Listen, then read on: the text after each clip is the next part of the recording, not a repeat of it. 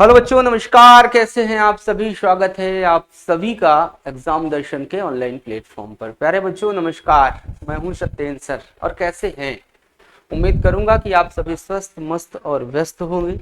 आज के सेशन में हम लोग जो डिस्कस करेंगे वो बात करेंगे नेफ्रॉन का। एक स्ट्रक्चर है नेफ्रॉन की संरचना, किडनी। और केवल नेफ्रॉन की संरचना ही नहीं, यहाँ से बहुत सारी चीजें हम आप सभी को बताने वाले हैं। पीसीटी, डीसीटी, बहुत सारी चीजें बताएंगे। यूरिन के बारे में, जीएफआर के बारे में। तो सबसे पहले सेशन अच्छा लगा करे तो लाइक, शेयर एंड सब्सक्राइब ये जरूर करा करिए, तभी हिम्मत बढ़ती है पढ़ाने की। अभी पीजीटी का एग्जाम हुआ और उसमें ये देखा गया कि कितना व्यथित था कि साला आउट ऑफ सिलेबस चीजें, जबकि मैं ऑलरेडी डेप्थ में पढ़ाने वाला आदमी हूं। प्रश्नों के साथ लॉजिक, लॉजिक के साथ लॉजिक, उन मुद्दों पर भी बात हमारी आगे होगी। पहले आइए दिखाते हैं। ये किडनी है मेरे बच्चे, ये blood with waste, waste blood जाएगा इसके अंदर, और ब्लड विदाउट वेस्ट जो है ये बाहर निकल करके आएगा। यूरिन एग्जिट होने का ये ब्लैडर होता है, ये ध्यान रखना। यहाँ देखिए ये हमारा ग्लोमेरुलस फिल्टर है, ये ध्यान रखना। ये इसी के अंदर मेरे बच्चे फिल्ट्रेशन का कार्य शुरू होता है, ये ध्यान रखना। फिल्टर हो जाएगा तो ट्यूब की सहायता से धीरे धीरे ये पहुंचती है, पीसीटी से डीसीटी से होते हुए यूरिन एग्जैक्ट डक्ट तक पहुंचती है, क्योंकि उसके पहले ये कलेक्टिंग डक्ट तक पहुंच जाती है, ये ध्यान रखना। जैसे यहाँ पर हमने एक संरचना बनाई है सिंपल। आइए मैं एक सिंपल संरचना बनाया भी हूँ, आगे मैं दिखाता हूँ। ये देखिए, जैसे जैसे आपने देखा था कि सबसे पहले मेरे बच्चे हमने एक सी आकार की संरचना बनाई थी। यहाँ वायुमन कैप्सूल ये सी आकार की होती है, इसके बारे में मैं आपको भी विस्तृत बता दूंगा, ये ध्यान रखना। इसके अंदर ये जो व्हाइट पॉइंट आपको दिख रहे हैं बच्चों, ये ग्लोमेरुलस फिल्टर है, जो प्राकृतिक छनित्र के रूप में होता है, स्क्वेमस टिश्यूज का बना हुआ होता है। आप देख रहे होंगे रुधिर और जहरीले तत्व के साथ ये इसके अंदर इंटर कर रही है। इसका नाम है रीनल आर्टरी, और यह विभिन्न अंगों से रुधिर को प्राप्त करके ग्लोमेरुलस फिल्टर को देती है। तो प्रश्न अगर ये आ जाए कि ग्लोमेरुलस फिल्टर को रुधिर कौन देती है, तो तुम्हें आंसर करना है कि सर रीनल आर्टरी देती है, ये ध्यान रखना, ठीक है। पर धीरे से आपके आरोही और अवरोही लिम्स होते हैं। ये आपकी पीसीटी है, प्रॉक्सिमल कन्वोल्यूटेड ट्यूबल्स, क्योंकि ये दो भागों में मुख्यतया बंटती हैं, आगे दिखाऊंगा। ये आपका लूप ऑफ हेनले है, ये आपका डीसीटी है, वो आपका ब्लैडर है, जहां पर यूरिन लास्ट में इकट्ठा होगा और एडीएच नाम का हार्मोन उसे पानी की मात्रा को संतुलित करने का काम करता है, ये ध्यान रखना है। क्लियर है? आइए मुद्दे पर देखिए। यहाँ जैसे हमने नेफ्रॉन मुख्यतया दो भागों में बटा होता है। डेप्थ में जानकारी या गहरी जानकारी।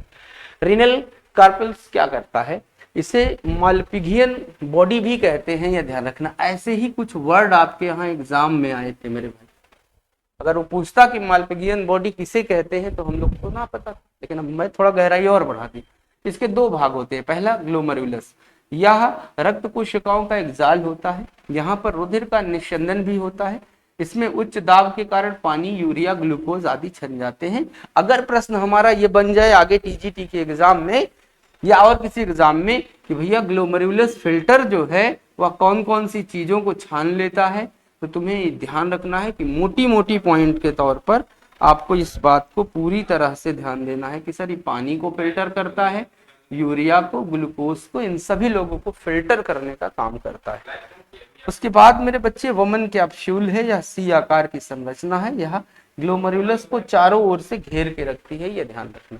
तो प्रश्न अगर ये आ जाए कि ग्लोमेरुलस को चारों ओर से घेरे रखने वाली संरचना का नाम बताओ, तो ग्लोमेरुलस को चारों ओर से घेरे रखने वाली संरचना का नाम होता है मेरे बच्चे वोमन कैप्सूल्स। फिर उसने कहा कि सर यह छनित्र द्रव को एकत्र करती है। प्रश्न कैसे बन सकता है? प्रश्न बन सकता है कि ग्लोमेरुलस फिल्टर के द्वारा छाने गए द्रव को कौन एकत्रित करता है? वोमन कैप्सूल करता है। और यह एक लंबी नलिका है। कौन? दूसरा भाग रीनल ट्यूबल्स की करेंगे। यह एक लंबी नलिका है जो अलग अलग भागों में खुद ही बटी हुई है। पीसीटी प्रॉक्सिमल कन्वोल्यूटेड ट्यूबल्स उधर देखा था, 70 से 80% जल का पुनः अवशोषण करती है। ग्लूकोज अमीनो एसिड का पुनः अवशोषण करती है और उपयोगी पदार्थों को रक्त में वापस लाने का काम पीसीटी करती है, ये ध्यान रखना है। प्रॉक्सिमल कन्वोल्यूटेड ट्यूबल्स करती है, ये ध्यान दे। दूसरा लूप ऑफ हेनले, इस बार एलटी के एग्जाम में भी ये क्वेश्चन बना हुआ था, तो टीजीटी में भी बनने की इनसे संभावना है, ये ध्यान रखना है, ठीक है। ये माइंड सेट कर लो मेरे बच्चे। इनके दो भाग होते हैं। पहले भाग को अवरोही बोलते हैं, जल का पुनः अवशोषण करती हैं। दूसरा आरोही होती है, या सोडियम क्लोराइड तथा आयनों के अत्यधिक भाग को अवशोषित करने का काम करते हैं, ये ध्यान रखना। इम्पोर्टेंट है। आप मुझे कमेंट करके बताइएगा कि प्रायः मूत्र के साथ, प्रश्न हमारा सुन लीजिएगा। बच्चा क्यों कमेंट किया सर आप सब हम ही लोग बताएंगे तो आप क्या बताएंगे? भाई हम आपकी क्वेरी लेते हैं, उस हिसाब से वीडियो बना देते हैं, ऐसे ना बोला करो। हाँ जी, मैंने कहा कि प्रायः मूत्र के साथ कौन सी विटामिन का स्राव हो जाता है, ये तुम्हें आंसर करना। क्लियर है? दूसरी बात मुझे ये भी बता देना कि सर ये जो मूत्र होता है, प्रतिदिन उत्सर्जित मात्रा मूत्र की कितना होती है, ये ध्यान रखना। मूत्र की प्रतिदिन उत्सर्जित मात्रा कितनी होती है, ये जरूर बताना। मैं आगे कुछ और बताने चल रहा हूँ। देखो, डीसीटी अम्ल क्षार को नियंत्रित करने का काम करता है, हार्मोन द्वारा नियंत्रित पुनः अवशोषण बढ़ाता है। एक होती है कलेक्टिंग डक्ट, संग्राहक नलिका, जो लास्ट में आपने भी पढ़ा था कि सर ये जो संग्राहक नलिका होती है ये करती क्या क्या है। संग्राहक नलिका अंतिम मूत्र का संग्रहण करती है, एडीएस द्वारा पुनः जल का अवशोषण करती है, और यह मूत्र को पेल्विस तक पहुंचाने का काम करती है। किडनी का भाग होती है पेल्विस। तो आपने देखा था कि पेल्विस के अंदर ही यूरिन जाकर के स्टोर होती है। नेफ्रॉन के कार्य क्या हो सकते हैं? मूत्र का निर्माण करना, ठीक है। दूसरा, जल और इलेक्ट्रोलाइट संतुलन को बनाए रखने का काम करती है, ये ध्यान रखें। तीसरा, अम्ल और क्षार का संतुलन बनाए रखना। चौथा, रक्तचाप का निगमन करना, किसके द्वारा? रेनिन और एंजियोटेंसिन सिस्टम की सहायता से रक्तचाप का रेगुलेशन करती है। कौन कौन रेगुलेशन करती है? तो तुम्हें प्यार से आंसर करना है कि सर रेगुलेशन करने का काम नेफ्रॉन करती है। जीएफआर होता क्या है? Glomerulus filtration rate.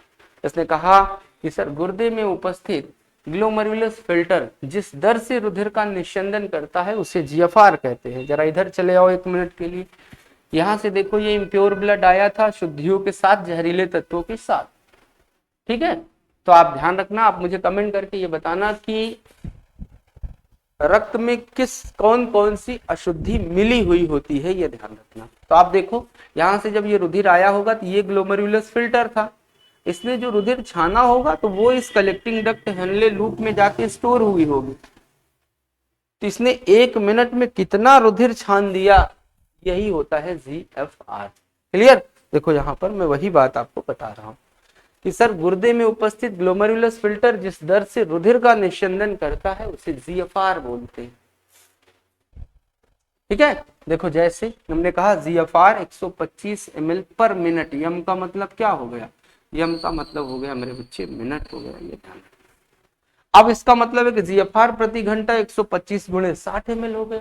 60 का मतलब 1 घंटे में 60 मिनट, तो 1 घंटे में कितना निकाला होगा? 7500 ml निकाला होगा, क्योंकि तभी तो यूरिन छन के बाहर आएगा ना भी। तो आप मुझे बताना मेरे बच्चों की यूरिन के पीले होने का कारण क्या होता है? एक क्वेश्चन। और दूसरा, तुम मुझे ये बता देना कि यूरिन में जल की मात्रा को नियंत्रित करने वाले हार्मोन का नाम क्या है? ये हमारा प्रश्न है और उत्तर आप जरूर दीजिएगा। क्लियर है? बस 1 मिनट का समय और लेंगे बच्चों। जीएफआर प्रतिदिन का हो जाता है इतना। अब देखो, 7500 गुणे 24, एक दिन में 24 घंटा, 24 में 7500 से गुणा करोगे 1,80,000 ml आता है। इस तरह से आपका जीएफआर जो निकल करके आता है वो आता है 180 लीटर। यानी एक दिन का जीएफआर पूछेगा 180 लीटर, 1 मिनट का पूछेगा 125 ml, 1 घंटे का पूछेगा 7500 ml। क्लियर है? अब देखो, ये जो 180 लीटर जीएफआर है इसका 1% भाग मूत्र बनता है और इसका 1% भाग 1.8 लीटर होता है। इस तरह से मेरे बच्चों इसे हम बोलते हैं जीएफआर। एक लास्ट में आपसे प्रश्न मैं पूछूंगा कि जब मूत्र में यूरिया की मात्रा बढ़ जाती है तो उसे कौन सी बीमारी कहते हैं? इसका कमेंट करके आप मुझे जरूर बताइएगा। फिर हम आप सभी से मिलेंगे अपने नेक्स्ट सेशन में। तब तक के लिए मेरा बहुत सारा नमस्कार, शुभकामनाएं कि आप सभी के संघर्ष का दौर जल्दी से खत्म हो जाए। ईश्वर साथ ही साथ आप सभी को सद्बुद्धि दे, सफलता दे। अपने ओवरव्यू को देना बिल्कुल नहीं भूलना है। क्या क्या हमने आपको बताया है, कैसे कैसे चीजें हमने आपको बताई है, कहाँ कौन सी चीजों में तुम्हें कौन सी कमी रह गई है और क्या चाहिए आगे आने वाले एग्जाम्स के लिए। बहुत सारे एग्जाम्स हैं, तो ये सारी बातों को तुम्हें हमें बताना है, कमेंट की सहायता से बताना है। आपका सुझाव हमारे लिए बिल्कुल आवश्यक है। बस मैं इतनी सारी बातों के साथ आज के सेशन को विराम दूंगा। नमस्कार, सुस्वागतम। Thank you so much.